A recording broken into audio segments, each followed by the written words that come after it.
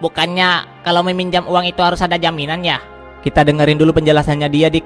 Ya, memang ada jaminan. Tapi mereka hanya minta data diri gua sampai meminta semua nomor kontak telepon dan alamat rumah orang terdekat gua. Sebagai jaminannya, apabila gua kabur, maka mereka akan menuntutnya ke orang-orang terdekat gua. Anjir, gila juga teknik marketing dia. Apa lu dihajar sama preman itu karena lu nggak membayar angsuran hutang lu ke dia?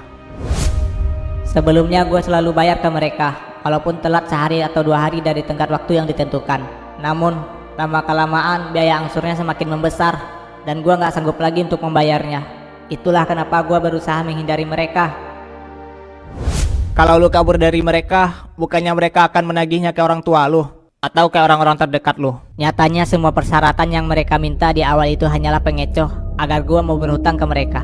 Mereka nggak mungkin bisa menagihnya ke orang tua gua karena bisnis pinjaman mereka itu ilegal. Kalau ketahuan masyarakat atau orang dewasa, bisnis mereka bisa dituntut ke jalur hukum karena mereka meminjamkan uang ke anak-anak di bawah umur. Itulah kenapa mereka lebih memilih mencari gua dan menghajar gua kalau gua nggak bayar tagihan hutang itu pada mereka.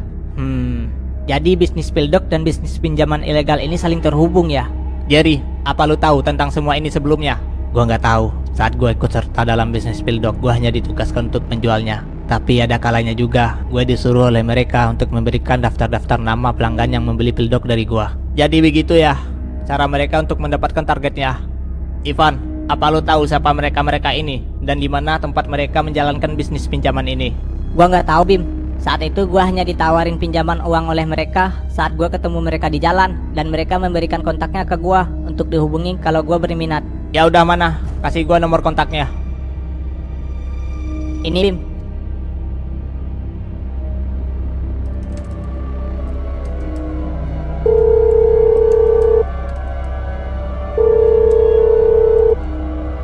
Nomor yang Anda tuju sedang tidak aktif atau berada di luar jangkauan.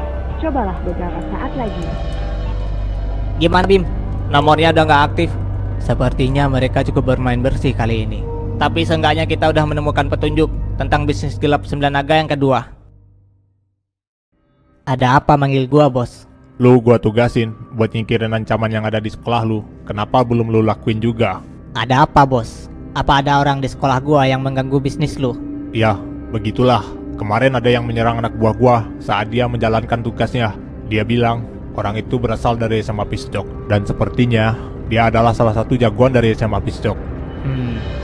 Sepertinya mereka udah mulai mencium bisnis kita kayaknya. Itulah kenapa gua dari kemarin nyuruh lu buat mengawasi para jagoan SMA Piscok itu agar gak mengganggu bisnis gua. Tenang aja, bos. Kalau memang benar para jagoan SMA Piscok itu udah mencium bisnis kita, kemungkinan yang mengganggu anak buah lu itu berasal dari kelompoknya Bima. Siapa itu Bima? Bima adalah orang yang memimpin SMA Piscok saat ini, bos. Kalau begitu lu harus segera menyingkirkan dia. Haha, mana mungkin gue seorang diri bisa menyingkirkan fraksinya Bima, bos. Terus apa? Lu butuh pasukan untuk menyingkirkan dia? Kalau memang iya, lu boleh ambil berapapun anak buah gua yang lu butuhkan. Tenang aja, saat ini gue lagi nggak butuh pasukan lu, bos. Kalau kita bergerak terang-terangan, itu akan berakibat fatal bagi bisnis kita. Mereka pasti akan bergerak juga untuk menghancurkan bisnis lu, bos. Terus apa? Lu udah punya rencana? Ya, gue saat ini udah menjalankan rencana gue. Saat ini pacarnya Bima berada di tangan gue. Dengan begitu, Bima dan kelompoknya nggak akan bergerak sembarangan. Pokoknya apapun rencana lu, gua mau lu menyingkirkan ancaman dari kelompok mereka secepat mungkin. Kalau bisa, keluarkan dia dari SMA Piscok agar gak ada lagi yang bisa mengusik bisnis ini. Tenang aja, bos. Saat ini gue sedang menyusun rencana untuk menyingkirkan pemimpin SMA Piscok itu. Baiklah, gue percayakan masalah SMA Piscok pada lu, Reza. Baik, bos.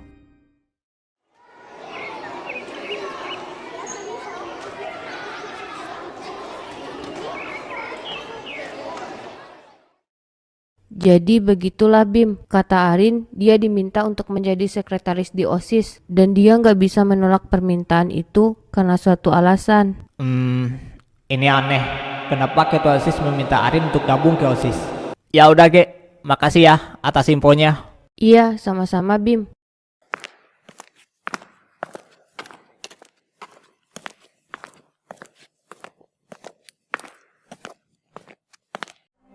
Gimana, Bud?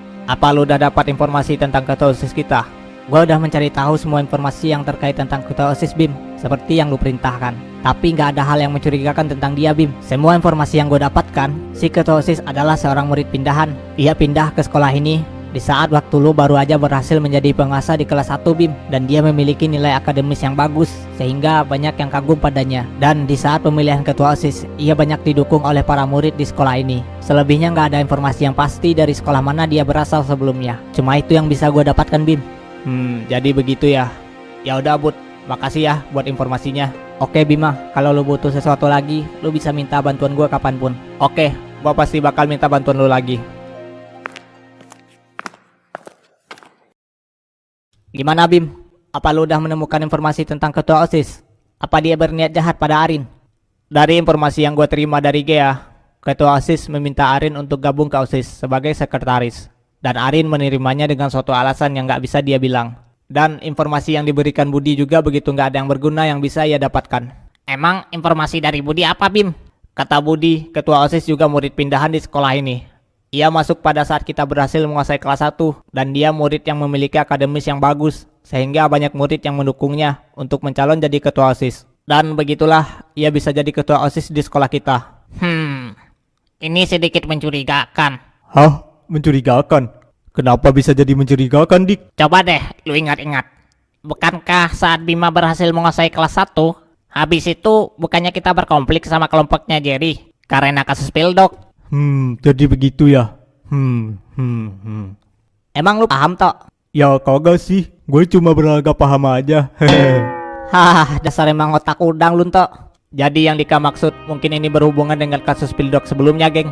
Ya itu maksud gua. Bisa jadi ketua OSIS adalah mata-mata dari Sembilan Naga, geng, yang menyusup ke sekolah kita untuk memantau bisnis mereka. Kalau emang benar, berarti Arin berada dalam bahaya sekarang. Ya begitulah, bisa saja Arin dijadikan sandera oleh mereka. Ini seperti bentuk ancaman buat lo, Bim. Seakan-akan mereka menyuruh lo untuk gak cari masalah dengan mereka karena pacar lo ada di tangan mereka. Sial, beraninya mereka mengancam gua seperti itu. Lihat aja, gua pasti bakal habisin mereka semua kalau mereka berani menyentuh Arin sedikit pun. Sabar dulu, Bim. Lu jangan main naik darah aja. Ini baru spekulasi Dika aja, semuanya belum pasti. Jadi tenangkan diri lu. Ayo kita cari buktinya terlebih dahulu, oke? Iya Bima, kalau lu bertindak gegabah bisa bahaya. Apalagi ini yang kita hadapi itu ketua OSIS, murid berprestasi di sekolah ini. Kalau lu sampai berantem sama dia, pasti pihak sekolah akan bertindak, Bim. Jadi gua harus gimana, geng? Saat ini Arin bisa aja dalam bahaya, dan gua hanya diam aja gitu. Sabar, Bim. Pasti ada saatnya kita bertindak. Untuk saat ini lu lebih baik memperbaiki hubungan lu dulu sama Arin. Ya udah kalau gitu. Gua minta kalian semua waspadai gerak-geriknya ketua OSIS. Gua mau menemui Arin sekarang.